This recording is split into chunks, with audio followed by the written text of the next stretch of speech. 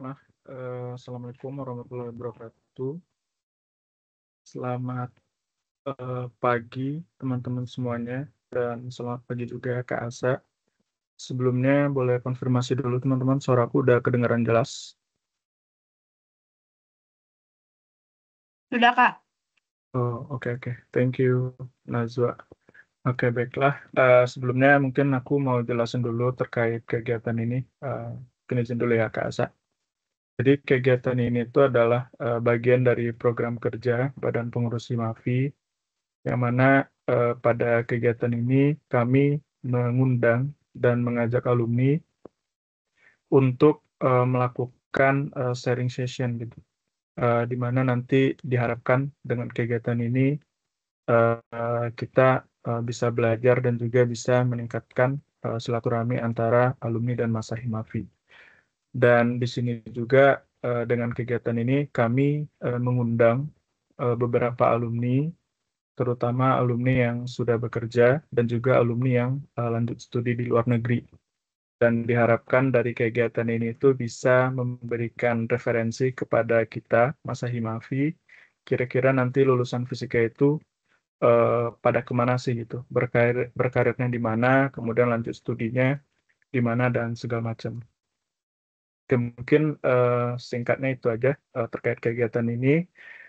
Sebelumnya aku mau ngucapin terima kasih banyak kepada Kak Asa atau Kak Fajris atau Kak Fajris Zahrotun Nihayah. Jadi Kak Fajris ini adalah mahasiswa fisika ITB angkatan 2020.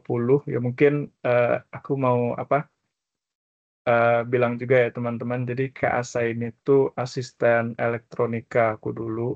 Dosennya Pak Maman. Nah, jadi mungkin teman-teman yang tahu aku anak 23 sebagai asisten, atau mungkin anak 22 sebagai asisten elektronika. Jadi sebenarnya awalnya aku nggak paham tentang elektronika, jadi belajarnya pas mau RBL doang. Nah, itu pun RBL-nya dibantu sama Kak Asa, dan apa ya, waktu itu aku sama sekali nggak paham gimana ngerangkainnya. Nah, jadi waktu itu RBL-nya dibantuin sama Kak Asa. Jadi mungkin berkat kakaknya bisa dibilang aku bisa lulus mata kuliahnya lah gitu. Oke, mungkin singkatnya begitu aja. Mungkin kalau dari Kak Asa, ada materi yang mau kakak sampaikan dulu, terus nanti kita lanjut ke pertanyaan juga. Boleh Kak? Silakan Kak Asa. Oke, sebelumnya suaraku kedengaran nggak ya? Kedengaran Kak? Oke. Sebelumnya, halo semuanya. Kenalin, aku Asa, Fisika 2020. Cuma aku mau tanya dulu dong, ini yang datang kebanyakan angkatan berapa nih? Ya, aku lihat Eh, 21 kebanyakan ya. Oke, mungkin aku izin jawab ya Kak. Ada angkatan 23, ada 21, ada yang 22 juga Kak. Oke, mungkin kalau 21 sama 22 mungkin kayak lumayan kenal lah ya sama aku, tapi kalau 23 karena aku kayaknya nggak pernah ketemu sama sekali juga di Nah, kampus. Jadi, salam kenal teman-teman eh, semuanya. Semoga ini udah mulai belum sih semesternya? Semester barunya? Belum ya, masih mulainya libur ya? Senin Kak, tanggal 17.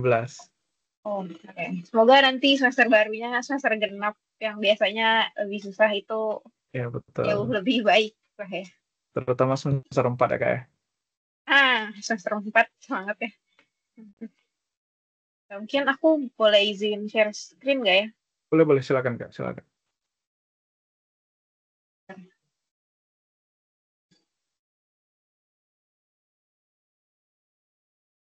Sebenarnya aku juga nggak terlalu pretensi, tapi kayak ini biar ada pointers aja kita ngobrol lah. Kayak Iya, gimana iya. biar lebih Boleh. enak. Jadi, sebelumnya halo semuanya, selamat pagi. Kenalin lagi, nama aku Fajri Zahra Tunihaya, tapi biasanya kalau di kampus dipanggil Asa, jadi boleh panggil aja Asa. Aku angkatan 20, ini NIM-nya tuh 102, 20, 010. Mahasiswa bimbingannya Pak Bikra Judin, kalau ada yang tahu, atau kalau ada yang anak bimbingannya juga mungkin bisa tahu.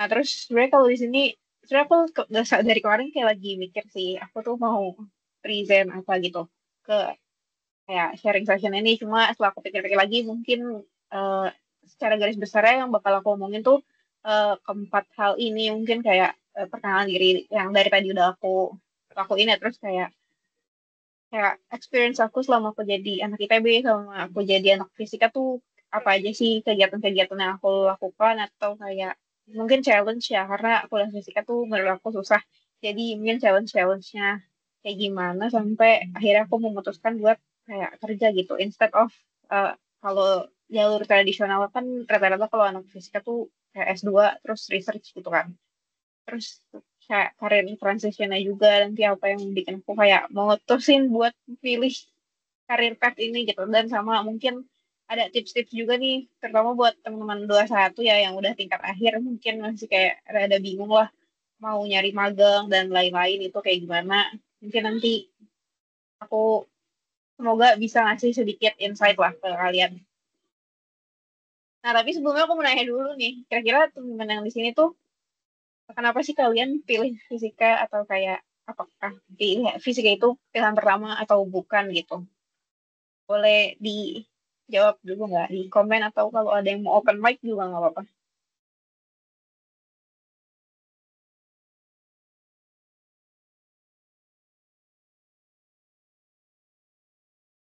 So guys, Ya, kenapa ada yang mau pilih jawab dulu? fisika nih? Pakai Oke, kelebar. Lempar. Ini lumayan common sih ya. Karena di fisika Nazwa, ini angkatan 23 ya? Iya, Kak. Halo, Ibu. Oh, lempar dari jurusan apa, Nazwa? Ibu dia kosan aku sampai pengennya Ah, oke. Itu kecelakaan kenapa tuh, Mateo? kecelakaan apa tuh Matthew? Matthew Jadi tuh dua dua ya? Apa? Iya, dua-dua. Dua, dua. Dulu ya. itu kan dulu magang sama kakak. Oh, iya bener. Soalnya agak kurang aktif. Maaf. Oh, Nah, kecelakaan tuh maksudnya ya sebenarnya tuh bisa masuk FMIPA ya nggak peminakan gitu. Cuman dari pas SNM-nya tuh langsung peminatan jadi ya gitu deh. Tapi itu memperbesar peluang juga nggak sih? Iya, memperbesar peluang masuk. Cuman ya begitulah. Ya. Dan Tapi udah sekarang enjoy kan? ya ya bisa dibilang sebenarnya aman secara perjalanan. Cuman ya ada struggle-nya juga sih. Oke, kayak apa sih aku nanya ini soalnya sebenarnya aku tuh fisika tuh pilihan pertama aku ya pas penjurusan. Tapi ternyata pas aku udah masuk fisika, tuh terutama pas semester 4 tuh kayak jadi mikir-mikir lagi gitu. Kayak kenapa sih milih jurusan yang kayak begini gitu. Makanya aku nanya ke temen-temen nih, kira-kira kalian tuh emang beneran mau kuliah jurusan fisika beneran atau kayak kelempar. Tapi kayak sebenarnya kelempar pun gak apa-apa sih, karena banyak teman-teman aku juga yang awalnya kelempar tapi akhirnya bisa jadi lebih bersinar gitu di jurusan kayak IPK kayak bagus dan lain-lain. Jadi kayak nggak apa-apa. Jangan apa ya, jangan kena mental duluan gitu lah istilahnya. Terus kayak sebenarnya ini personal introduction aja. Sebenarnya sejujurnya aku tuh nggak terlalu aktif juga ya di Himafi. Mungkin aku cuma ikut beberapa kegiatan aja. Tapi kayak kalau untuk di BP Himafi sendiri, aku tuh cuma jadi staff aja 2 kali. Waktu itu aku jadi staff riset di bawahnya Arkananta kalau nggak salah. Itu di BP Himafi 2022-2023. Terus habis itu di 2023-2024-nya itu aku di Creative and Branding. Ini makanya kenapa tadi Matthew bilang Matthew magang di divisi aku ya pas aku masih jadi staff di BP Himafi itu juga. Nah, terus aku udah lulus alhamdulillah pas April 2024. Jadi aku sekarang kerja di EY Indonesia sebagai Associate Technology Consultant. Spesialisasi aku sebenarnya di Microsoft Platform sama AI. Kalau yang belum tahu, EY itu sebenarnya uh, kantor akuntan publik ya. Mungkin kebanyakan kalau orang-orang tuh taunya EY itu kayak akuntansi, audit yang gitu-gitu. Tapi di EY juga ada kayak divisi-divisi lain kayak consulting dan lain-lain. Jadi kayak mungkin bisa dikonsider juga nih buat teman-teman yang kayak mau nyari tahu apa sih ke depannya mau berkarir di mana gitu. Mungkin bisa dikepoin dikit-dikit. Nah, habis itu mungkin kayak langsung aja dari tadi kan aku udah nanya juga kayak siapa sih yang pilihan pertama atau yang kelempar dan lain-lain. Aku tuh sebenarnya pilih fisika sebagai pilihan pertama tuh mostly mostly sebenarnya karena kayak sebenarnya aku suka banget fisika dari SMA kan. Terus aku juga SMA sempat ikut kayak OSK fisika gitu-gitu. Jadi aku merasa oh di antara semua mata kuliah yang kayak matematika, fisika, kimia kayak gitu aku lebih oke di fisika, makanya kenapa aku pilih fisika juga dan karena nilai TPB aku paling gede tuh fisika gitu di antara sama Vicky. Terus aku juga tertarik sama fisika medis awalnya. Meskipun akhirnya aku nggak jadi ngambil tugas akhir di fisika medis ya karena tugas akhir aku sebenarnya kakaknya itu material tapi topiknya tuh lebih ke sistem kompleks sih karena topik PA aku pas itu tuh analisis status cashless society suatu negara pakai algoritma machine learning. Jadi sebenarnya nggak ada material-materialnya, fisikanya juga dikit aja, jadi kayaknya lebih cocok ke sistem kompleks gitu. Jadi kayak ya emang ya things happen lah seiring berjalannya waktu kuliah di fisika gitu selama 2,5 tahun. Terus kayak ekspresi aku awal-awal tuh kayak aku udah ekspektasi bakalan susah, tapi ternyata tuh kayak kayak it's way harder than I expected gitu. Karena eh, salah satu hal yang paling challenging menurut aku itu tuh pas semester 4 mata kuliah fisika modern. Karena aku tuh nggak lulus fisika modern ya. Di semester 4 aku tuh nilai aku D, jadi aku harus ngulang di semester 6 gitu. Itu sebenarnya itu adalah kayak salah satu turning points lah. Kenapa aku mikir kayaknya aku nggak cocok berkarir jadi researcher atau kayak akunin fisika in a long term gitu. Jadi aku mulai cari-cari kayak apa sih yang beneran diminatin gitu. Kayak nyoba tek. Kan kayak kita kan udah dapet uh, matkul pangkom gitu-gitu dari TPB ya. Jadi ya aku coba dalemin kayak gitu-gitu lagi. Terus tapi aku juga sambil masih nyari-nyari kayak nyoba belajar lagi. Mungkin karena semester 4 kan masih hybrid. Jadi mungkin waktu itu tuh susah banget gitu. Fisika modern ujiannya juga isian singkat yang kalau salah ya ya udah salah. Jadi kayak dari situ aku kayak belajar ternyata butuh lebih serius lagi, nggak bisa kayak pas TPB kayak hahaha doang itu belajar lah.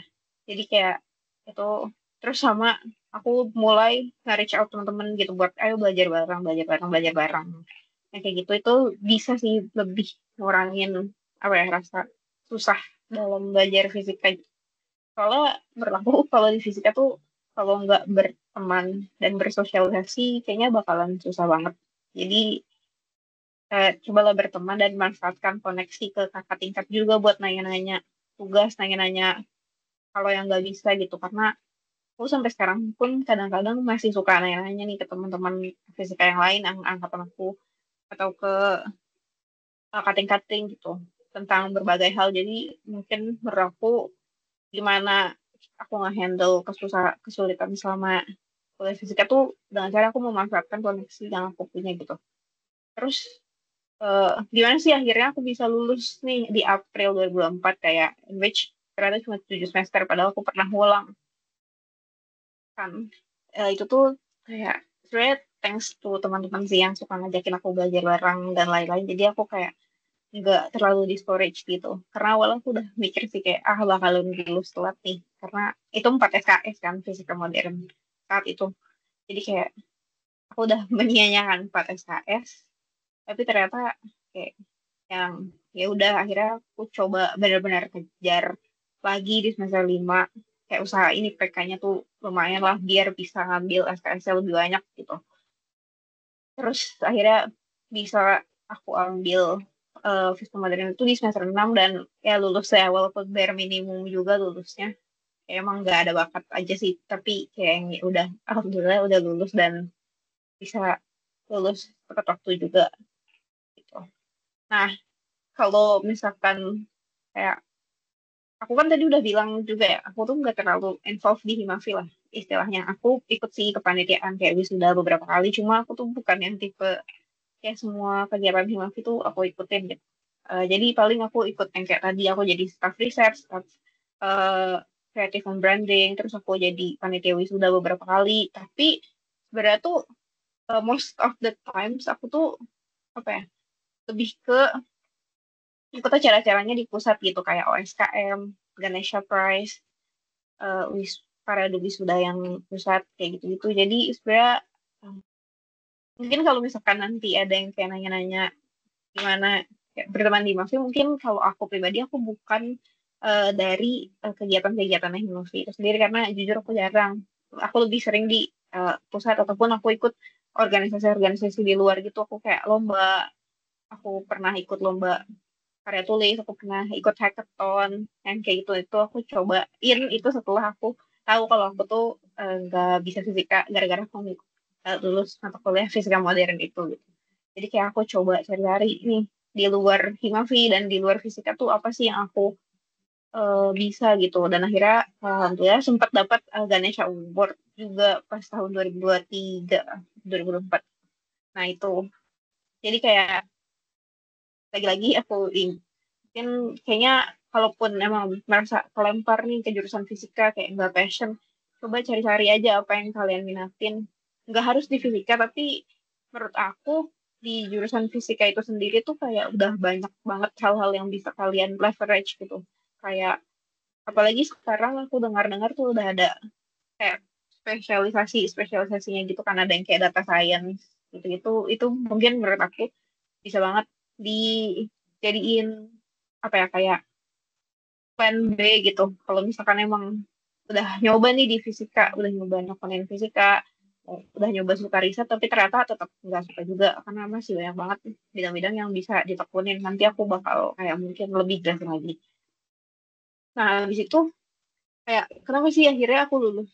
Sebenarnya terus pilih ke consulting kayak instead of ke kerjaan-kerjaan yang umumnya anak fisika lakuin. Pertama tuh sebenarnya alasannya karena job market di Indonesia tuh susah banget ya guys, apalagi buat fisika karena kebanyakan kalau lihat di LinkedIn, dilihat di Jobstreet atau di kayak apapun, pasti kalian tahu lah, jarang banget ada perusahaan yang ngelis jurusan fisika sebagai kayak jurusan yang kayak oh asal kuliah jurusan fisika kayak gitu itu tuh jarang banget kan. Sebenarnya aku juga waktu aku jadi job seeker aku tuh kayak bener-bener yang ya udah yang karena aku pernah ikut bangkit juga sebelumnya aku kayak RBL itu kan ada kayak coding dan lain-lain gitu kan jadi kayak aku mikir apa aku ke tech aja bisa aku lulus kan dan karena TA aku juga kebetulan machine learning jadi aku mikir kayaknya aku bisa deh mungkin nyoba berkarir di tech gitu setelah aku lulus jadi sebenarnya decision making prosesnya tuh kayak gitu kayak aku bingung kan awalnya kayak ijazah fisika tuh kepake di mana gitu. Pasti kayak semua orang mungkin juga bingung karena even aku di kantor sekarang pun setiap aku ngomong ke senior aku ke manajer, sih mereka nanya kayak kenapa lulusan fisika kerjanya ke consulting gitu. Cuma setelah aku pikir-pikir lagi karena banyak juga hal-hal yang cukup bersinggungan lah.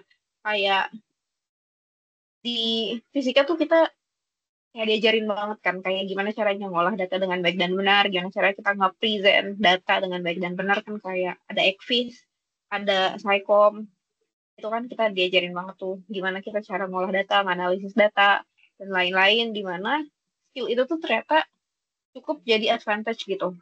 Selama aku di consulting karena di consulting ini tuh kita banyak juga kita harus riset nih.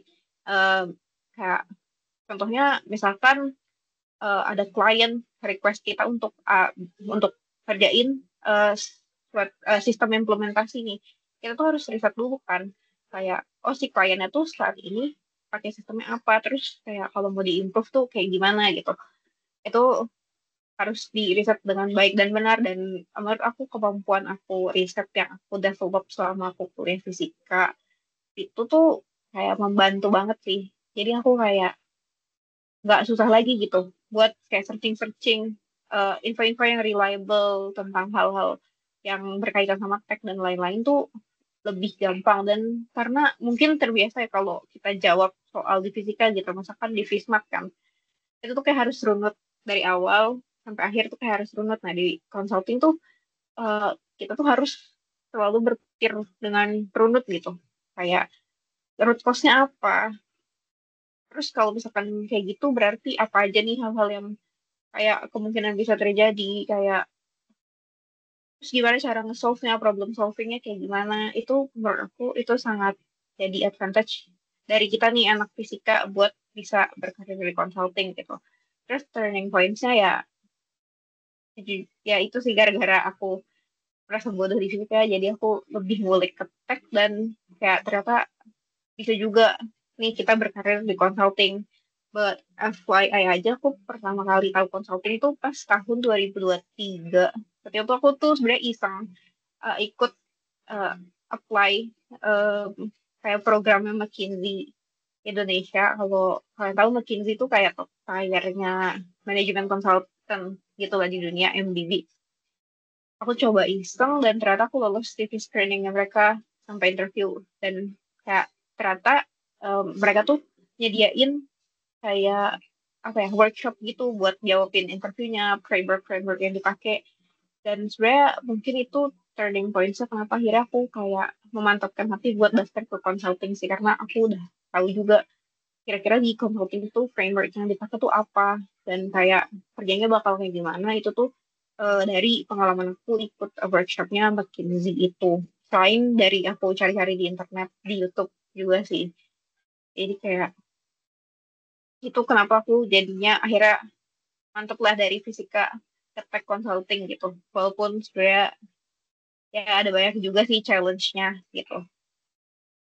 Terus kayak waktu job search-nya juga sebenarnya nggak gampang-gampang banget, karena first of all ada dari fisika gitu. Setiap aku mau interview tuh dulu kayak pasti interviewer itu nanya kan, kayak kenapa kamu dari fisika tapi daftarnya job ini gitu. Kenapa kamu dari fisika, kenapa nggak lanjut S2 terus research, kayak banyak banget pertanyaan-pertanyaan dari interviewer tuh yang kayak gitu. Gimana sih cara nyikapinya ya? Kalau aku pribadi, karena aku merasa apa yang aku pelajarin di fisika itu relate sama apa yang aku mungkin bakal kerjain di job desk tersebut. Jadi aku jelasin aja kayak dulu tuh di fisika aku belajar, misalkan aku coding, data analysis, terus tugas akhir aku tuh kayak tentang cashless society, terus aku modeling juga pakai machine learning. Dan in which ini tuh berhubungan erat kan sama job desk yang nantinya bakal aku kerjain, misalkan pas aku lagi apply posisi data analis di perusahaan mana gitu. Itu kayak bisa aja kita jelasin, guys, kita cari nih kira-kira sebelum interview tuh kita harus prepare dulu sih, kayak gimana sih korelasi antara apa yang kita kerjain selama kita kuliah, baik itu yang beneran fisikanya atau yang kayak cuma kayak di luar fisika yang ekstrakurikuler atau kayak lomba-lomba, ke job desk yang kita apply gitu. Terus kayak itu menurut aku kalau kita bisa ngejabarin itu dengan baik, kita bisa kayak stand out gitu. Kayak sebagai lulusan fisika yang nggak mau berkarir di fisika, tapi kita tetap bisa stand out di job market Indonesia gitu. Terus juga highlight aja skill-skill kayak research. Itu tuh research tuh menurut aku di semua job itu tuh skill yang sangat perlu, dimana kita di fisika tuh harusnya udah terbiasa lah karena kita udah banyak praktikum, ada banyak lab dan lain-lain. Kita TA juga harus riset itu penting banget untuk di highlight. Terus coding, data analysis itu pasti kita adalah basic bisa lah, Python itu dikit-dikit pasti bisa, kita pernah belajar, itu juga kita bisa highlight. Terus bisa juga kayak kalau misalkan nih kalian aktif nih di organisasi, bisa juga itu jadi poin plus, karena kayak organisasi itu menurut aku juga apa ya, kayak ngajarin gimana caranya kita nge-handle orang yang mungkin punya alur berpikir dan cara kerja yang beda sama kita gitu. Karena di kantor pun pasti bakal nemuin orang yang kayak gitu, dan kita tuh kalau orang-orang yang mungkin menurut aku lebih aktif ke organisasinya mungkin lebih bisa nge-handle itu dengan baik gitu. Karena sampai sekarang juga aku kadang masih struggle sama hal tersebut gitu. Kalau ada orang yang kayak menurut aku dia kerjanya kurang efektif nih, cuma kayak aku masih kurang tahu lah gimana cara aku nge-confront dia, atau mungkin ya emang pace-nya aja beda gitu. mungkin teman-teman yang kayak udah sering ketemu banyak orang dari banyak jurusan, dari banyak fakultas lain, mungkin bakal bisa lebih tahu nih gimana cara menyikapi hal-hal tersebut gitu. Perbedaan pendapat, diskusi-diskusi yang mendalam gitu. Terus kayak atau sebatas kayak basa-basi lah sama senior nih di jam makan siang. Itu tuh kayak itu penting sih, dan menurut aku teman-teman yang emang udah kebiasa bersosialisasi sama orang di organisasi itu bakal kebantu banget gitu. Nah, tapi sebelumnya aku tuh di consulting tuh ngapain aja sih? Nah, sebenarnya di consulting tuh job text-nya sebenarnya cukup random ya, karena kita tuh project based. Jadi mungkin setiap beberapa bulan sekali atau setiap beberapa minggu sekali tuh kerjaan kita bisa beda-beda banget dari apa yang kita kerjain sebelumnya. Tapi mungkin secara garis besar aku bagi jadi dua ya. Mungkin secara garis besar tuh ada dua. Yang pertama tuh project tuh dimana kita nge-handle project-project yang kayak didelegasiin sama klien ke kita gitu. Kalau di tech consulting itu sendiri tuh project-projectnya berupa apa aja sih? Project itu berupa bisa kayak misalkan bikin Gen AI knowledge base development, bikin aplikasi. Mungkin contohnya ini gampang Cortex gitu ya. Tapi Cortex bukan kami yang handle ya guys. Tapi itu Cortex itu paling gampang, itu biasanya konsultan-konsultan tuh disuruh sama pemerintah tuh buat bikin Cortex. Atau kayak misalkan EKTP yang kayak gitu-gitu. Itu tuh biasanya project-project pemerintah atau mungkin project-project swasta juga kayak bisa, kayak misalkan mereka mau bikin chatbot, ada suatu misalkan perusahaan yang punya supermarket besar gitu. Mereka pengen bikin chatbot nih buat customer service. Itu juga bisa dikerjain sama konsultan. Kayak jujur kerjanya tuh menurut aku cukup beda-beda sih setiap hari. Dan bisa juga tiba-tiba tertarik ke project yang audit, karena aku sekarang lagi kerjain project yang internal control audit, di mana itu kayak nggak ada tech-technya sama sekali sih. Cuma ya bisa juga kayak gitu, itu tergantung seniornya, apakah seniornya percaya sama kalian buat handle project itu atau enggak. Terus yang kedua tuh ada yang namanya business development. Nah, business development tuh ngapain sih? Kan kalau konsultan kan kerjanya project based ya. Jadi kita tuh kalau kalau project udah kelar ya kita harus nyari lagi nih project apa yang kayak harus masuk lah ke perusahaan kita. Jadi kita harus bikin proposal, nyiapin tender, presentasi ke klien, bidding, gitu-gitu. Jadi sebenarnya kayak gitu sih kalau project. Jadi pasti nanti si kliennya tuh nyiapin TOR. Pasti teman-teman kalau udah rajin ikut organisasi tahu lah terms of reference tuh kayak gimana. Nanti mereka kayak nyebar nih TOR mereka, kayak mereka mau kayak gini. Nah, nanti perusahaan-perusahaan yang ada consultingnya di dalamnya tuh bakalan pada lomba buat bikin proposal yang sesuai dengan TOR itu. Nanti baru kayak kita ada presentasi segala macam penilaian buat akhirnya nentuin apakah kita bisa dapet project itu atau enggak. Nah, kalau di consulting tuh menurut aku kayak gitu tuh penting banget, karena kalau nggak ada project kita nggak dapat duit sih sebenarnya. Jadi karena uangnya tuh kayak jauh lebih banyak kalau kita lagi ada project dibandingkan kalau kita lagi business development. Sebenarnya singkatnya gitu sih. Sama sebenarnya satu hal yang mau aku highlight banget di consulting tuh, kita tuh benar-benar tim. Kita kerja dalam tim. Jadi skill komunikasi tuh harus benar-benar bagus, dan kayak kita tuh harus kayak tahu lah gimana cara uh, bekerja dalam tim. Tapi sebenarnya harusnya teman-teman di kita tuh bisa lah ya kayak gini, karena kayak praktikum kan biasanya bertim RBL dan lain-lain. Mungkin dari situ kalian bisa apa ya, lebih ningkatin kemampuannya gitu buat bekerja dalam tim secara efektif. Mungkin kayak ada nih mungkin bibit-bibit leader kayak kalian itu juga bisa kayak nanti jadi project manager yang kayak gitu-gitu. Tapi menurut aku, dan ini gak cuma consulting aja sih, banyak banget kerjaan di tech ataupun di bidang-bidang lain selain tech itu tuh yang sangat butuh tim collaboration gitu. Jadi menurut aku ini adalah hal yang sangat penting untuk di-highlight gitu. Menurut aku harus nyampe ini nih. Jadi biasain kalau misalkan dalam satu tim ada konflik, itu tuh diselesaikan dengan baik dan kayak musyawarah, diomongin dulu baik-baik kayak gimana penyelesaiannya gitu, jangan kayak berantem dan jadi nggak profesional yang kayak gitu. Nah, kayak tadi aku bilang sebenarnya aku juga dari fisika ke tech consulting itu kayak asing banget kan sebenarnya. Jadi kayak ada beberapa nih challenge yang menurut aku cukup mempengaruhi gitu. Yang pertama tuh imposter syndrome karena teman-teman aku yang masuk satu batch sama aku ke EY itu rata-rata backgroundnya tuh dari computer science, dari emang jurusannya data analytics, informatika yang teknik-teknik gitu. Meanwhile aku kan dari fisika, jadi aku menganggap kalau kemampuan teknikal aku tuh jauh di bawah mereka gitu. Jadi dari di awal-awal aku masuk tuh kayak aku tiap aku dikasih tugas sama kayak senior aku itu tuh kayak emang aku bisa yang ngerjain gini kayak itu struggle yang benar-benar kerasa banget sih soalnya itu susah.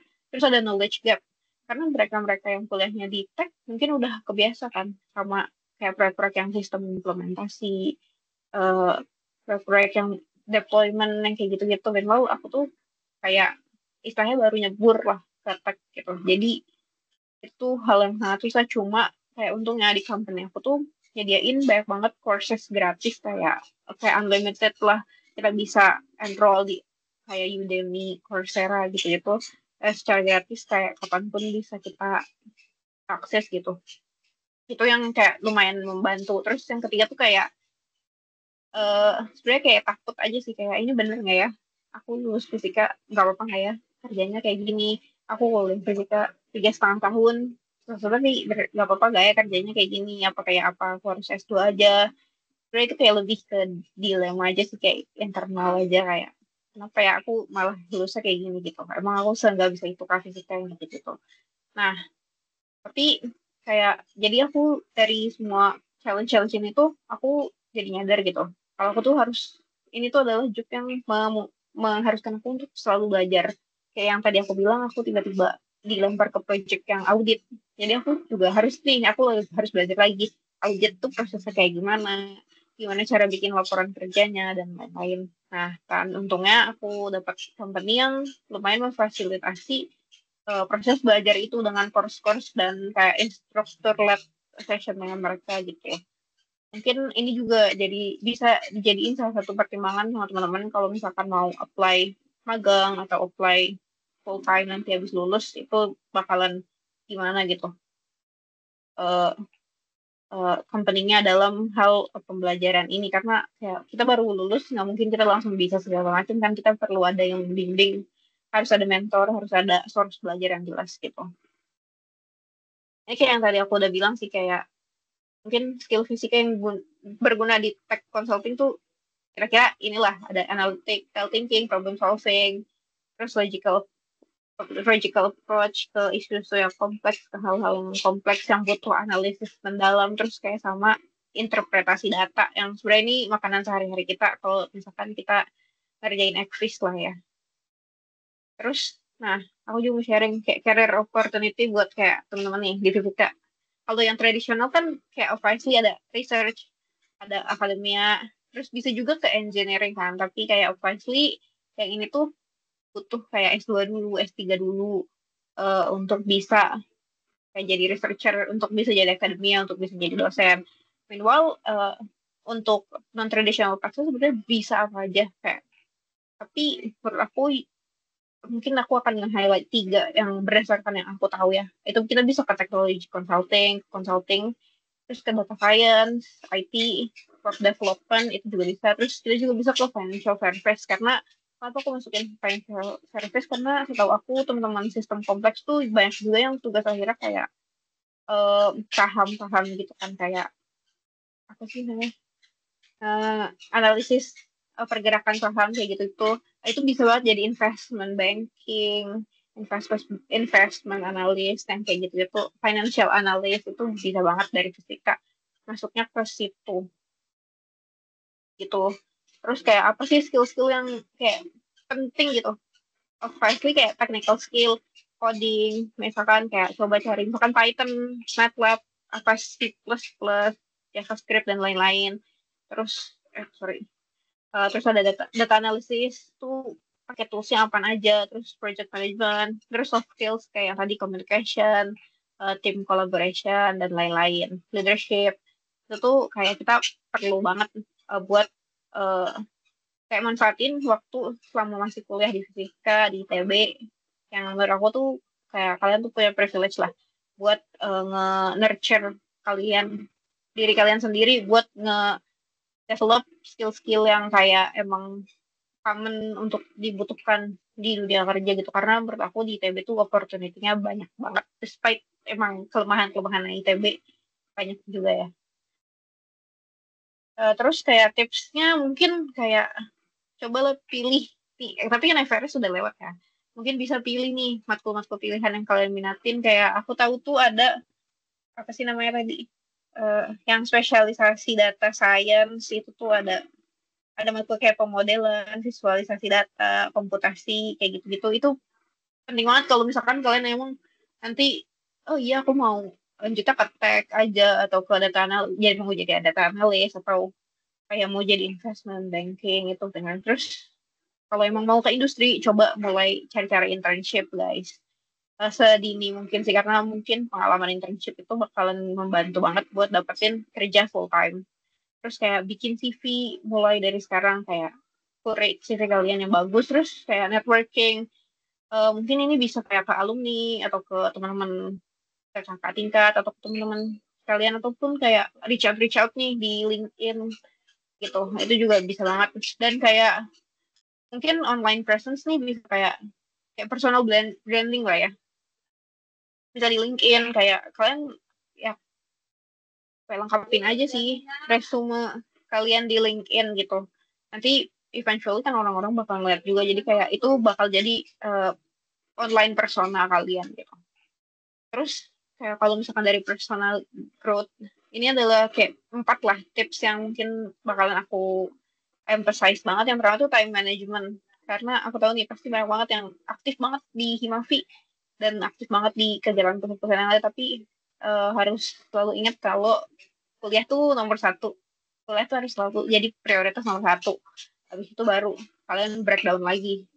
Selain kuliah tuh kalian maunya ikut kegiatan apa aja, tapi harus selalu ingat kalau kuliah itu harus jadi prioritas nomor satu gitu. Terus kalau misalkan kayak tadi ngulang, sorry, kalau misalkan tadi kayak ngulang matkul atau kayak kalian pernah dari fisika, ya udah guys kalian coba aja cari di fisika tuh, menurut aku banyak banget hal yang bisa kalian eksplor, kayak nanya-nanya ke dosen, opportunity dari dosen, riset dosen. Kayak pikir aku tuh teman-teman aku banyak banget yang ikutan kayak gitu-gituan, jadi mungkin bisa tuh kalian nanya-nanya juga ke kakak tingkat dulu tuh bisa dapat proyekan dosen kayak gimana sih kayak caranya, atau kayak mungkin kalau kalian emang udah nggak mau itu di fisika, mungkin bisa cari ikut lomba-lomba lain di luar gitu, kayak misalkan apa ya, kayak business case competition atau kayak apapun itu di yang kalian minatin, atau hackathon. Mungkin hackathon itu juga bisa jadi opsi sih menurut aku. Terus selain itu mungkin bisa juga ikut yang kayak Bangkit. Aku nggak tahu sih sekarang masih ada atau enggak program-programnya. Cuma kayak kalau dulu tuh aku ikut Bangkit. Terus aku sempat ikut course-course lain gitu. Aku suka ambil kayak yang di coding atau Coursera yang kayak gitu-gitu. Aku suka ikut free trial ya buat dapetin ya dikit-dikit lah ilmu tentang technical atau soft skill kayak project management, marketing, mungkin yang kayak gitu-gitu mungkin bakalan kalian perluin gitu. Udah sih, udah sih. Menurut aku segitu aja. Mungkin sekarang bisa nih, kalian kalau ada yang mau nanya, boleh nanya aja, Oke, baik. guys. Sebenarnya suaraku kedengeran ya, Kak ya? Masuk-masuk. Oke, baik. Terima kasih banyak Kak Asa udah nyampein materinya yang udah ya mungkin sangat insightful dan sangat menarik gitu. Ya, jadi mungkin teman-teman yang udah ngelihat nih cerita alumni dari pertama mulai dari Kak Dharma, terus Kak Ariel, kemudian Kak Asa itu tuh apa ya endingnya tuh yang sulit ditebak gitu, teman-teman.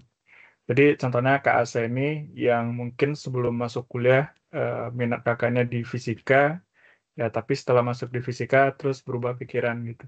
Yang mana orang-orang kalau dia suka fisika, terus masuk ke fisika di jurusan fisika dia bakal milih buat lanjut studi gitu kan ya. Nah, di sini Kak Asa setelah masuk fisika malah apa gitu? eh Bidangnya sekarang itu di luar dari fisika. Nah, tapi bukan berarti ya dari yang aku tangkap tadi, bukan berarti apa ya fisika itu nggak kepake di pekerjaan kita nantinya gitu. Karena ada beberapa skill dasar yang otomatis bakal kita dapatin dari perkuliahan di fisika gitu. Misalkan eh, seperti yang dibilang tadi, eh, teman-teman dapat mata kuliah Fismat gitu. Itu tuh kan menuntut teman-teman buat berpikir secara runut yang mana mungkin teman-teman di apa problem realnya nggak bakal disuruh buat mecahin apa namanya integral tertutup gitu, persamaan diferensial itu tuh mungkin nggak bakal diminta, tapi cara pikirnya kemudian skillnya itu yang bakal kepake gitu teman-teman di fisika. Jadi mungkin buat teman-teman yang kelempar dari fisika, terutama buat aku, nah pelajaran yang mungkin bisa kita ambil itu adalah eh, sebenarnya apa ya apa yang kita pelajari di fisika ini ya bakal apa ya eh, ada gunanya gitu buat kedepannya. Jadi teman-teman mungkin ya orang-orang sering bilang ya fisika itu bisa bekerja di mana aja, yang maksudnya itu gitu. Skill dasar yang kita butuhin buat terjun ke dunia kerja itu tuh basicnya bisa kita dapat di fisika, mungkin begitu. Mungkin paling kita explore sendiri aja gitu. Mungkin itu yang aku tangkap dari penyampaian Kak Asa. Mungkin teman-teman ada yang mau ditanyain ke Bener-bener. Kak Asa, teman-teman? Ayo, Silakan. kayak Gimana? bebas guys, diskusi aja, Ya, diskusi. ya, kegiatannya santai non formal.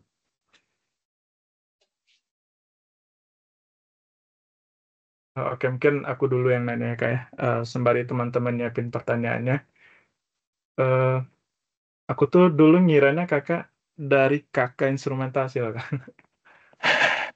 Ternyata Oh, kakaknya fisika kan.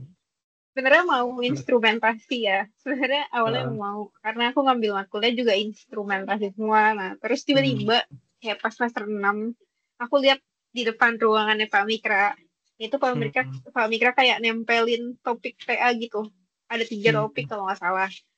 Nah, hmm, terus karena topiknya menurut aku menarik, jadi ya udah aku coba reach out ke Pak Mikra dan akhirnya aku ambil TA 1 di semester pendek. Waktu itu hmm, bisa, aku nggak tahu sih hmm, sekarang bisa apa enggak, tapi kayak waktu itu bisa, akhirnya aku nyelesain TA 1 tuh di semester pendek. Pakai topiknya Pak Mikra yang udah aku cicil dari semester 6 sebenarnya. hmm. Terus jadi di semester 7 tuh aku udah mulai TA 2 gitu. Oh, Jadi oh, aku nggak jadi ke instrumentasi karena udah dapet topik yang menurut aku menarik dari Pak Mikra gitu. oh gitu. Oh berarti kakak tuh awalnya minatnya ke fisika medis, terus ke instrumentasi, dan Instrumentasi. ujung-ujungnya ke sistem kompleks gitu ya kayak. Iya benar. Nah, berarti udah menjelajah di beberapa kakak gitu. Emang Eh, bisa oke, mungkin berubah gitu pertanyaan guys. aku gini sih Kak. Sebenarnya kan kakak mau ke bidang apa? Bidang eh, tech consultant ya Kak namanya. Itu tuh kan ya kakak sebagai jurusan fisika, dan tadi kakak bilang hal-hal yang kita apa? Yang kita dapat gunakan dari fisika ini buat berkarir di bidang itu kan ya kayak kemampuan problem solving gitu ya, kemampuan berpikir runut, dan apa kemampuan kita research gitu. Karena kan kita di sana bakal belajar hal-hal yang baru. Terus juga kakak bilang apa di fisika itu di ITB lah, ada mata kuliah kayak Pengkom gitu yang mana itu juga apa ya juga jadi tools buat kita terjun ke bidang tersebut gitu, di bidang tech konsultan. Nah cuma sebenarnya kalau menurut aku ya kayak yang diajarin di ITB dan di fisika misalkan yang Pengkom itu kan terlalu basic banget gitu. Jujur aku tuh apa ya ketika dosen ngasih materi misalkan yang Pengkom terus tiba-tiba dikasih RBL tuh aku nggak tahu mau ngapain gitu, karena apa ya, RBL-nya kompleks tapi materinya apa sih namanya, sederhana gitu. Yang ibaratnya kita diajarin ngupas kentang tapi proyeknya kita disuruh bikin rendang gitu. Nah, kira-kira gitu. Nah, ini mungkin buat secara umumnya matkul di fisika tuh gitu. Maksudnya apa yang kita pelajarin mungkin ya masih kulit-kulit luarnya aja gitu. Nah, kira-kira apa ya? eh, apa yang gimana kakak belajarnya sehingga kakak tuh bisa ngikutin alur dari apa sih namanya, pekerjaan kakak saat ini, di mana waktu di fisika mungkin belajarnya masih nggak terlalu dalam gitu, masih ala kadarnya gitu. Ya mungkin tadi kakak udah jelasin ikut workshop atau segala macam gitu. Mungkin boleh dijelasin nggak kak, gimana nih? Karena kan ujung-ujungnya kita perlu belajar sendiri juga kan ya kak ya. Nah, iya. Nah, iya sih bener sih kayak kalau di fisika kan paling data analisisnya juga yang saya pakai Python, terus dari Excel yang datanya juga nggak sebanyak itu gitu kan. Kayak data praktikum tuh banyak Hmm. sih, cuma nggak sebanyak itu juga yang diolah, kayak bukan big data gitu. Nah, gimana sih cara aku belajarnya itu, waktu itu aku kayak sempat ikut Bangkit kan. Di Bangkit tuh ada kayak project capstone. Nah, dari itu aku udah mulai tuh mulai kayak apa ya, lumayan dikit-dikit kayak upgrade nih. Oh, dari aku cuma bisa ngolah datanya sekian, tapi ternyata aku juga udah bisa nih nyatuin dari proses ngolah data, terus hasil olah datanya itu aku deploy nih jadi suatu aplikasi. Kayak kayak dulu tuh aku bikin aplikasi buat deteksi sampah organik gitu. Kayak ini misalkan kayak pakai HP nih, misalkan aku ngefoto sampahnya, nanti si aplikasi itu bisa ngedetek, oh ini tuh sangkang telur, oh ini tuh daun, oh ini tuh kayak apa, kulit pisang yang kayak gitu. Itu aku mulai ikut yang kayak gitu, dan menurut aku itu bantu banget. Terus dari RBL, iya bener kan, kadang-kadang tuh dosen ngasih RBL tuh yang suka agak nggak masuk akal gitu ya. Nah itu berarti itu tuh jadi kesempatan yang bagus banget buat upgrade skill coding yang dari tadinya tuh cuma kayak oh ya udah pakai NumPy kayak gitu-gitu doang. Tapi kayak aku mulai kayak ngulik-ngulik, dibantu sama AI mungkin kan, ada cloud, ada ChatGPT, itu bisa kayak ngebantu. Oh ternyata tuh kalau misalkan kayak gini, misalkan dosennya minta RBL tuh kayak gini, oh ternyata oh kita bisa loh codingin apa ya, satuin yang udah kita dapat nih di Pengcom yang basic itu, kayak tinggal lebih di apa ya, dijabarin lagi, dirunutin lagi gimana caranya buat nge-solve itu gitu. Aku tuh jujur aku tuh kebantu banget juga sama AI sih, cuma kayak be wise aja pakainya gitu, jangan kayak asal Hmm. kopas-kopas gitu.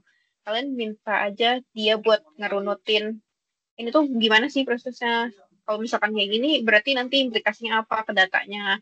Eh, Kayak kalian ajak si AI itu ngobrol gitu, kayak ngobrol sama teman, sama cutting gitu.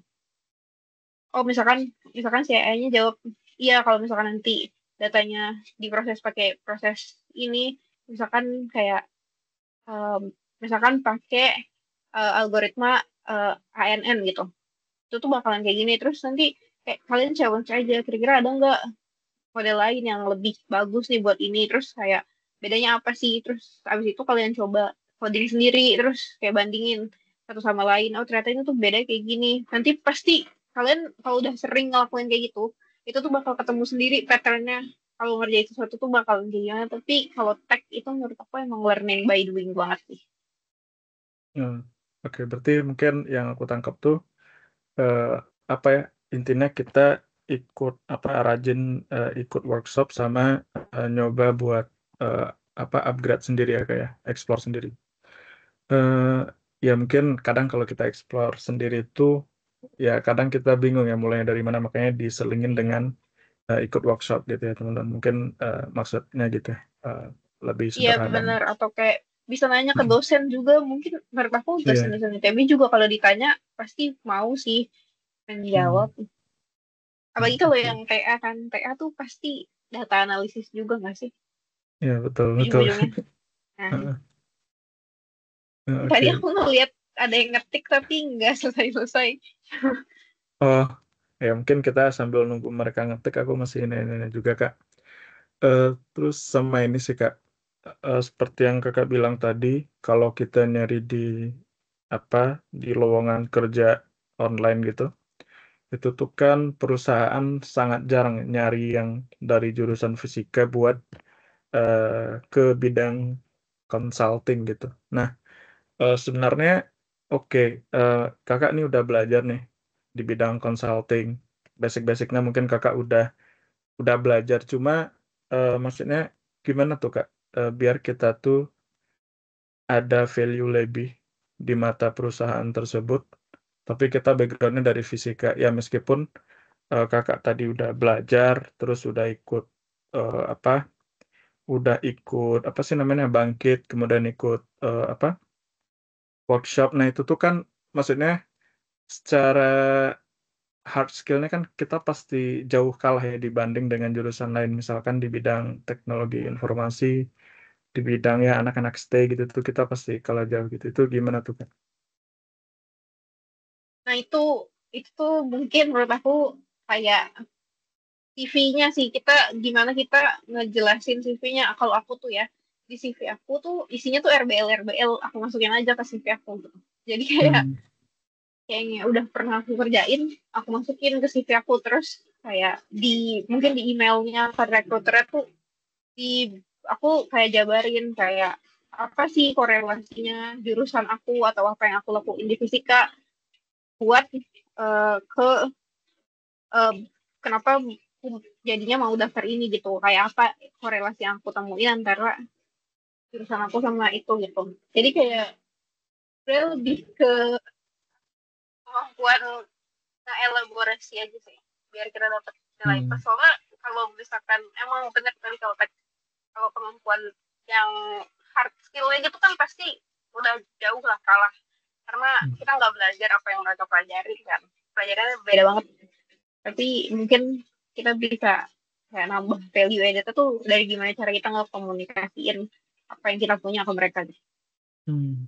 Oke itu. Oke, mungkin dari kawan-kawan ada yang mau ditanyain ke Kak Asan ya? Silakan teman-teman. Ditanya aja. Tuh, Ada Destira, nih. silakan Destira. Oke, terima kasih banyak Kak atas kesempatannya. Saya izin bertanya, mungkin ini lebih ke out of topic ke bangkitnya sendiri.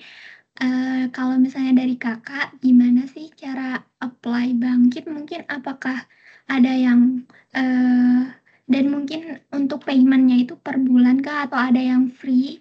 Dan mungkin nanti saat kita ikut bootcampnya, apakah banyak tugas seperti misalnya menjalani satu SKS di berapa SKS gitu di kuliah, dan apakah ada misalnya kita bisa langsung nanya ke mentornya one on one gitu atau kayak gimana ya Kak, karena saya backgroundnya belum pernah ikut bootcamp apapun. Terima kasih Kak.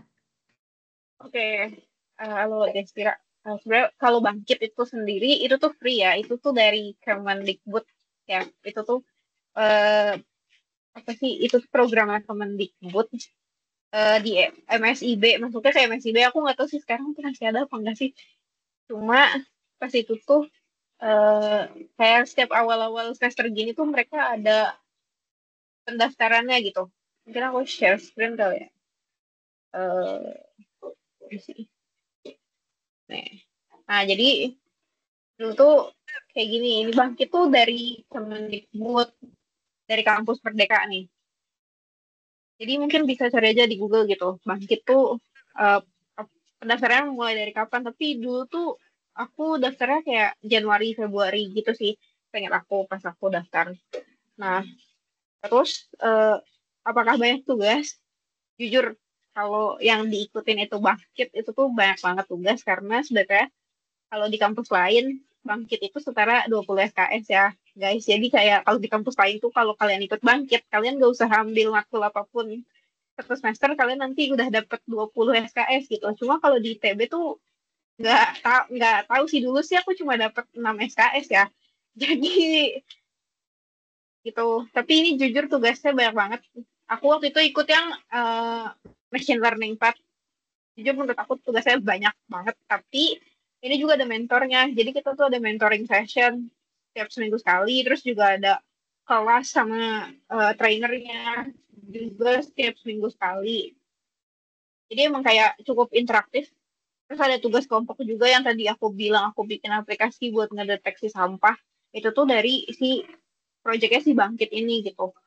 Tapi jujur kalau ditanya ini chaos tuh chaos banget. Aku nggak rekomendasi ngambil Bangkit sambil ngambil misalkan 20 SKS. Itu kayak karena dulu aku kayak gitu dan jujur capek banget. Tuh kayak nggak ada nafas. Aku semester 6 kayak gitu. Itu tidak recommended. Ujung-ujungnya aku cuma dapat 6 SKS dari Bangkitnya guys. Jadi mungkin didiskusiin aja mungkin sama Bu Fatimah gitu kalau emang mau ambil Bangkit tuh baiknya ambil SKS-nya berapa di semester itu tersebut gitu karena kalau aku kalau ITB tuh nggak bisa full 20 SKS ya cuma mungkin sekarang udah lebih bebas lagi karena sekarang udah ada spesialisasi yang data science di mana yang ini tuh kan sebenarnya berkaitan juga ya jadi mungkin bisa dikonvert ke SKS itu gitu.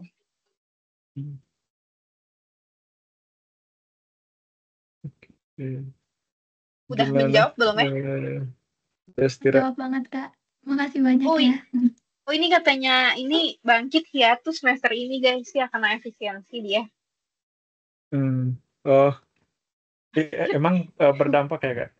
Aku juga Mungkin berdampak ya yang ya mungkin berdampak sih karena pendidikan kena efisiensi juga teman-teman. Jadi kita ada. sebagai mahasiswa mungkin banyak melawan aja. Enggak. Oh, terus ada Oke. suka ada itu nggak sih di ITB tuh yang Gimana? International Virtual Course apa sih IVC Oh, IVC kayaknya itu juga aku pernah dengar mungkin kayaknya. bisa ikut tuh. Tapi nggak tahu sih itu infonya dari mana tapi saya ingat aku ada kayak gitu-gituan juga. Jadi mungkin Iya. bisa dicari tahu. Oke, mungkin teman-teman ada yang mau ditanyain lagi, teman-teman ke Kak Esa. Oke, Dil, silakan Dil. Eh, Kak, aku mau nanya. Jadi kan kalau biasanya kalau di Big Four itu biasanya kalau high season itu lumayan hektik ya. Itu aku pernah lihat sampai dia datang pagi terus baliknya pagi juga jam 1 jam 2. Nah, itu tuh kira-kira ada nggak korelasi dengan kakak? Misalnya pas kuliah dulu ngerjain RBL sampai malam gitu. Ada nggak kemiripan ataupun pas kakak kuliah sama kerja sekarang dan kira-kira bagaimana sih kakak menyikapi perbedaan apa ya bukan perilaku sih working environment dari kuliah ke pekerjaan sekarang gitu. Sejujurnya kalau chaos sampai pulang jam 1 itu sangat benar ya.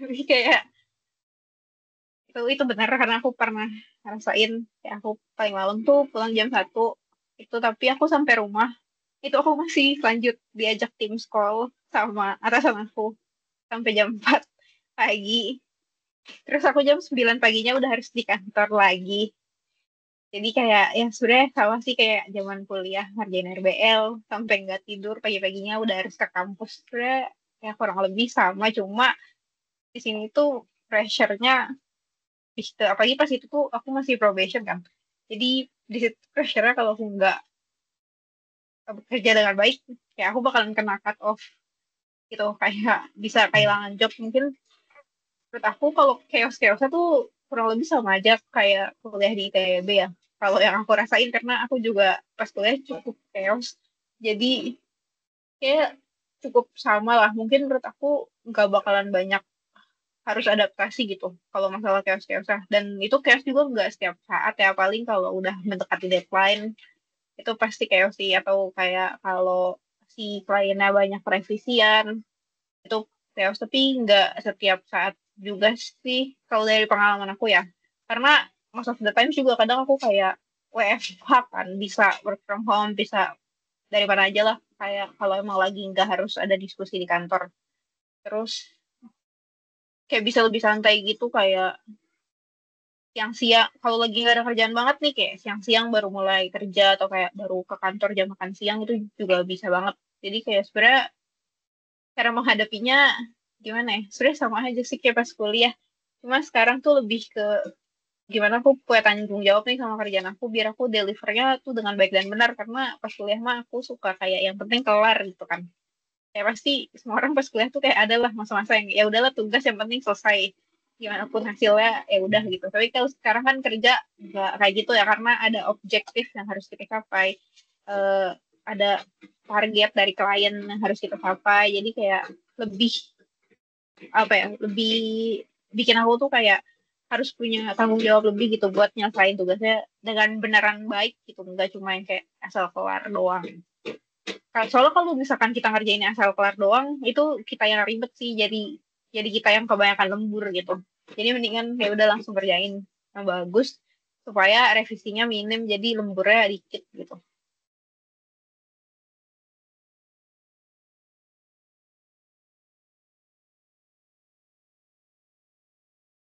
Udah menjawab nggak ya, Adriel? Gimana, Adriel? Menjawab sih Kak.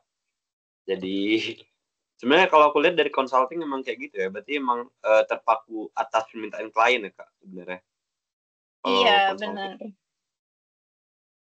Dan permintaan atasan sih. Jadi kayak ya tergantung atasannya siapa guys. Kalau atasannya rewel pasti banyak revisian. Ah, Dan timnya tuh bisa beda-beda setiap project. Jadi kayak nggak bisa expect apa-apa nih.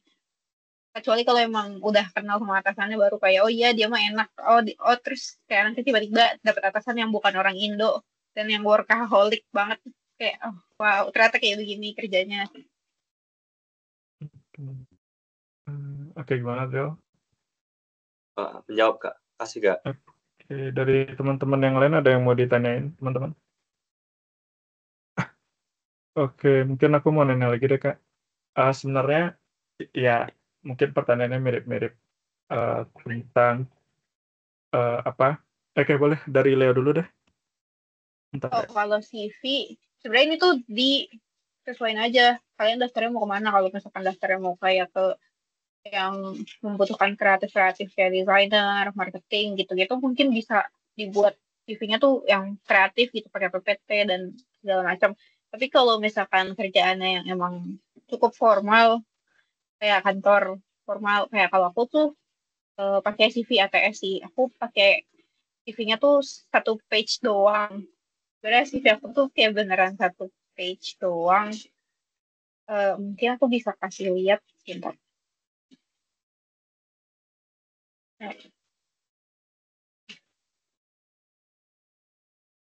Em, kayak CV yang aku pakai dari zaman aku masih apply kerja tuh kurang lebih kayak gini.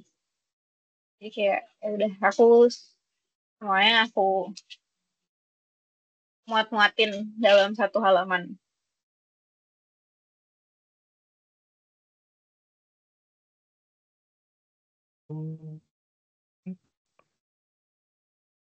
Jadi mungkin kalau misalkan kerja apply-nya office work gitu, better CV-nya pakai ATS ya, biar lebih gampang di assessnya juga. Ini Adriel, pertanyaan apa lagi Adriel?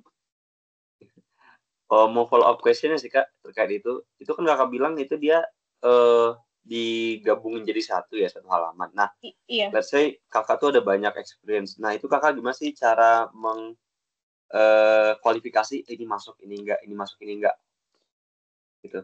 Nah, itu aku lihat sesuai sama job description-nya di si postingan si kerjaannya gitu kan, pasti mereka ada kayak nge-emphasize nggak sih kayak skill yang dibutuhin tuh ini.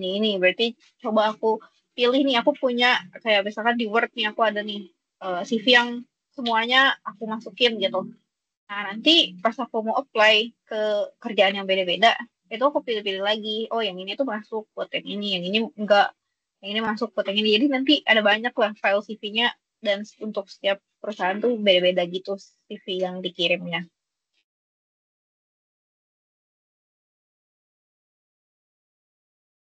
Ya misalkan organisasi, kira-kira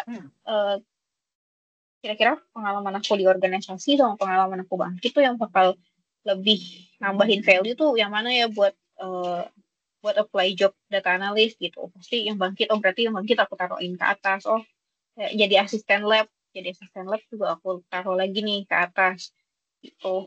Jadi kayak coba diurutin aja sih sesuai kayak kira-kira di kerjaan itu ada skill yang kepake apa enggak gitu. Gimana, Adriel? Halo, gimana Del? Aman nggak? Berarti Oke. emang kita melihat inilah ya, menyesuaikan dengan situasi job yang kita apply berarti ya. Iya benar. Benar. Oke, kasih Kak. Oke, teman-teman, mungkin ada yang mau ditanya lagi. Mungkin kita buka 2 pertanyaan lagi ya, karena Kak Asa juga ada kegiatan lain setelah ini. Mungkin kita buka 2 pertanyaan lagi ya, Kak ya. Oke, teman-teman, ada yang mau Boleh, ditanyain? boleh. Oke, mungkin aku nanya dulu deh. Eh, ini sih, Kak, sebenarnya kan ya aku sering dengar ya, alumni itu bilang kayak, oh, sebenarnya ya seperti yang Kakak bilang tadi gitu. Sebenarnya antara di fisika tuh ada loh skill yang kita dapat ketika berkuliah di fisika dan itu kepake di dunia kerja gitu. Nah, sebenarnya apa ya?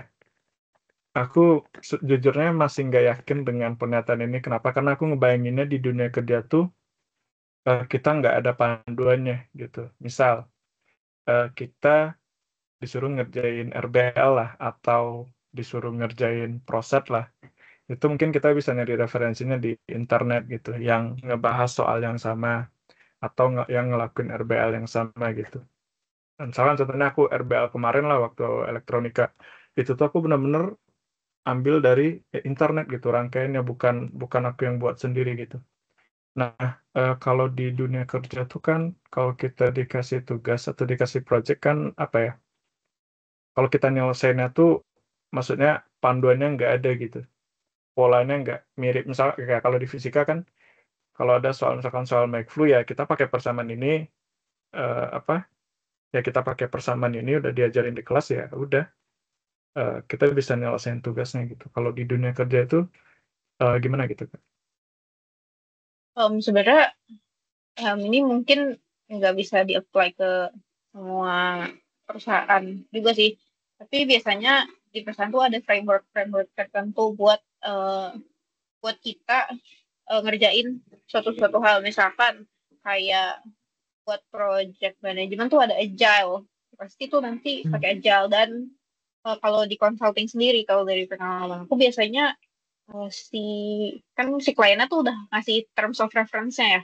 Nah, terms of reference-nya tuh biasanya tuh udah cukup detail kalau yang teknikalnya kayak, oh mereka tuh mau kita pakai misalkan storage-nya tuh apa ya, misalkan storage-nya tuh uh, environment-nya tuh pakai Microsoft environment gitu, Microsoft Azure. Nah, terus mereka tuh punya datanya tuh segini banyak. Terus kayak apa lagi ya? Mereka tuh mereka tuh punya hardware ini.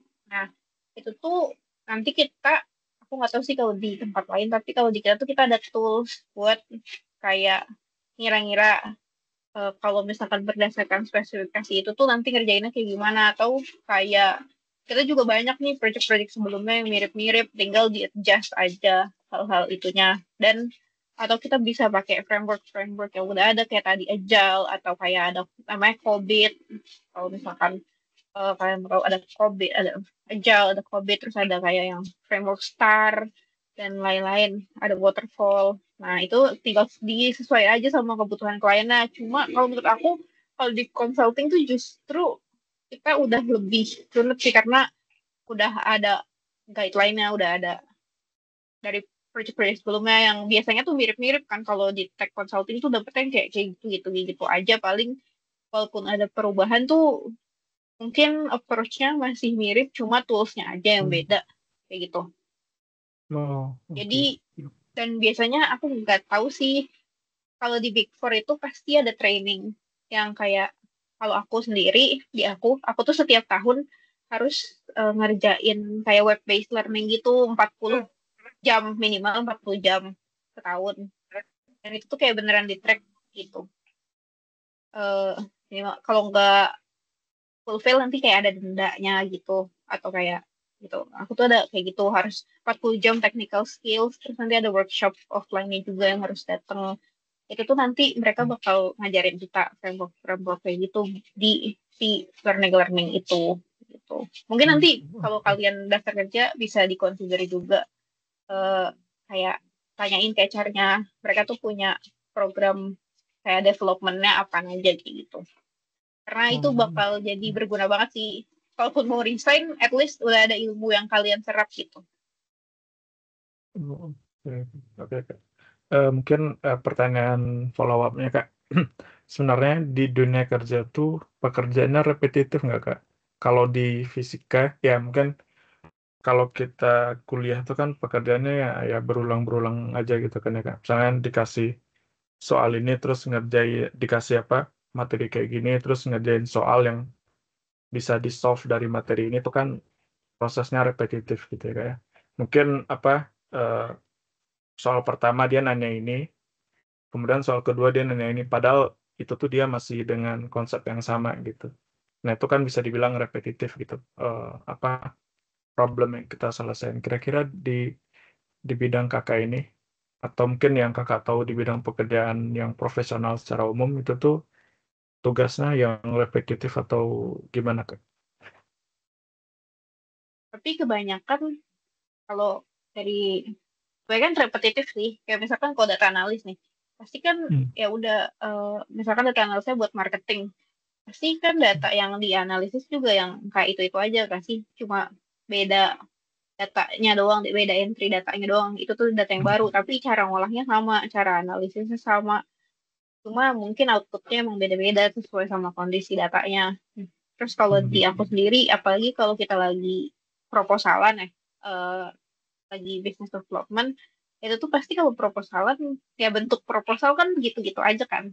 Kayak dimanapun pasti bentuk proposal tuh sama. Jadi kalau lagi beneran gak dapet project nih, bisa proposalan terus itu tuh kan kayak ya udah ngerjainnya gitu-gitu doang, cuma beda dikit paling di approach-nya. Oh yang satu pakai framework ini, yang satu pakai framework ini. Cuma most of the time kita bahkan bisa kayak kopas-kopas aja gitu dari proposal-proposal sebelumnya. Jadi kayak kalau dibilang repetitif, itu repetitif sih. Kecuali kalau lagi project, itu mungkin bisa beda-beda. Kayak aku sekarang lagi audit nih, audit kan kayak beda banget, nggak ada tag-tagnya sama sekali.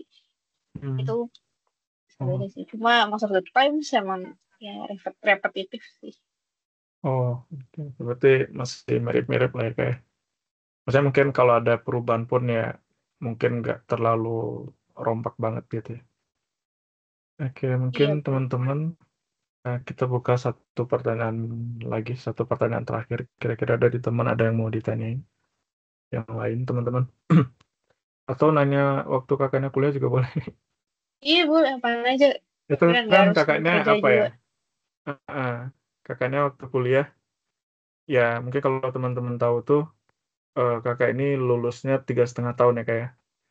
Cuma 7 semester. Nah, tadi kan kakaknya juga bilang waktu itu pernah ada nggak lulus matkul. Nah, itu tuh kan mungkin bagi teman-teman yang mau nanya itu tuh gimana tuh sok ditanyain aja mumpung kakaknya masih Hanya ada di aja sini. nggak apa-apa. Beneran kayak tapi itu beneran ya nggak lulus matkul. Kadang orang tuh nggak percaya tapi itu beneran guys karena HP ngulang Ah, matkulnya. iya iya Mungkin anak betul. 21 ada yang pernah sekolah sama aku Vismod-nya Pak Tri. Oh, Patrianta kak. Iya, aku Oh, ngulangnya di kayaknya Patrianta lagi. sekolah sama aku deh kak. Aduh, iya sekolah sama aku deh. Ah. Oke, teman-teman ada yang mau ditanyain lagi teman-teman buat kakaknya? Oke, mungkin aku deh kak yang nanya sebagai penanya terakhir, sebagai penanya pertama dan terakhir. Mungkin ya terkait selama kakak studi di fisika, nah itu kan kakak dulu apa ya? Maksudnya meskipun dulu suka di fisika, tapi ternyata setelah masuk di fisika itu kan jalannya juga nggak mulus gitu ya kak ya. Ada struggle-nya, ada tiba-tiba mungkin tidak suka di fisika, oh ketemu matkul ini jadi kayak ingin membelot dari fisika gitu. Nah itu tuh gimana tuh kakak tetap eh, apa tetap apa sih namanya tetap bisa apa sih namanya bisa lanjut gitu di tengah-tengah struggle yang mungkin saat itu demot atau atau pengen keluar gitu mungkin ya. Itu kira-kira gimana tuh kakak nge-handle struggle-nya kayak gitu. Sebenarnya lebih ke kan UKT mahal ya. Jadi Betul kita ya. harus tetap Iya, iya, iya, betul. menyelesaikan cepat mungkin daripada harus bayar UKT mulu ya. Terus sama kayak karena teman-temennya enak sih sebenarnya, kayak ya udah main aja gitu sama teman-teman kalau lagi stres. Kan dulu kayak kuliah sebenarnya apalagi di ITB ya, kalau suntuk ya udah main aja, banyak tempat kan di Bandung, jadi kayak bisa kesana sini kesana sini atau belajar bareng sama orang-orang gitu, kayak nanya itu aku nggak tahu sih. Tapi kalau di 20 tuh kayak lumayan pada sering belajar bareng ya, tutor segala macam. Aku nggak tahu di angkatan lain, tapi itu sih yang paling membantu. Ya, iya, betul. Oke, jadi ya emang benar ya teman-teman. Maksudnya kadang ya apa dosen materi yang dikasih dosen sama yang keluar tuh kadang kita nggak bisa prediksi gitu. Jadi dengan kita belajar bareng itu tuh sangat membantu banget gitu. Contohnya misalkan apa ya? eh, Waktu itu aku dapat fisika statistiknya Pak apa sih namanya? Pak rekannya Pak Acep Wahyu itu Pak bagus. bukan Kak. Rekannya Pak Acep itu Pak apa sih namanya? Aduh lupa lagi. Linus. Iya Pak Linus ya benar Pak Linus Ampang Pasasa itu tuh Linus kalau Pista. iya ngajar Vistat. Nah itu tuh teman-teman ya aku bukan nyalain bapaknya ya. Cuma selama kuliah di bapaknya aku sama sekali nggak ngerti materi Vistat nih belajar apaan gitu. Apalagi aku waktu kuliah tuh apa sering nggak masuk gitu karena aku paginya di Jatinangor, tiba di sananya tuh apa nyampe kampusnya tuh jam 2 gitu. Sedangkan kuliahnya mulai jam 1 gitu. Kadang masuknya di tengah-tengah kuliah, ya kadang nggak masuk gitu. Karena ya percuma juga aku masuk masuk pun nggak ngerti gitu yang dibahas apa gitu. Nah jadi dengan adanya tutor, dengan belajar bareng tuh ya at least bisa bikin aku lulus matkulnya lah gitu teman-teman. Iya Oke bener. mungkin Walaupun bare minimum nggak apa-apa guys. iya Yang nggak penting apa-apa. lulus. Jadi ya Nah jadi ini nggak mungkin ya mengencourage untuk malas belajar, tapi kalau emang udah kayak gitu ya ya udah. iya betul. Sebenarnya belajar bareng tuh cara paling efektif ya menurut aku. Low effort daripada belajar sendiri gitu.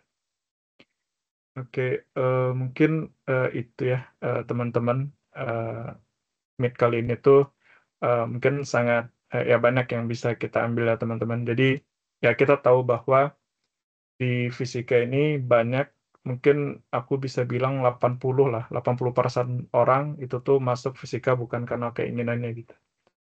Apalagi apa waktu angkatan aku tuh FMIPA itu apa benar-benar belum dipisah gitu antara matematika dan IPA-nya gitu.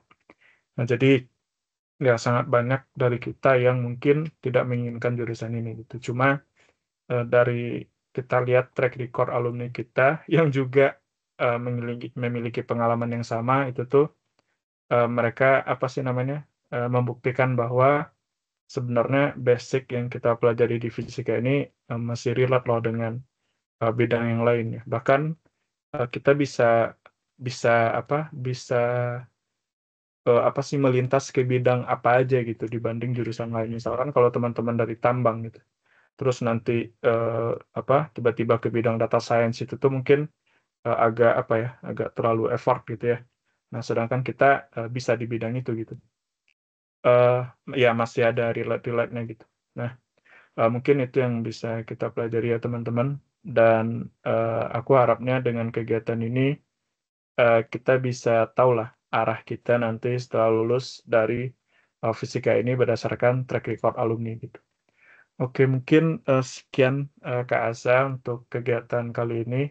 Aku sebagai perwakilan dari masa dan juga perwakilan dari divisi arcade itu mau ngucapin terima kasih banyak kepada Kak Asa yang udah luangin waktunya di tengah-tengah kesibukannya untuk apa untuk berbagi pengalaman dan ceritanya gitu selama menjadi mahasiswa dan ketika di posisi saat ini gitu. mungkin sekian Kak Esa meet kita kali ini. Mungkin Kak Esa ada keperluan yang lain, boleh leave Kak. Makasih banyak ya Kak. Makasih banyak teman-teman, semoga berguna ya teman-teman. Kalau mau Oke. ada pertanyaan bisa reach out aja ke aku. Oke. Thank you. Makasih Kak. Oke, mungkin begitu.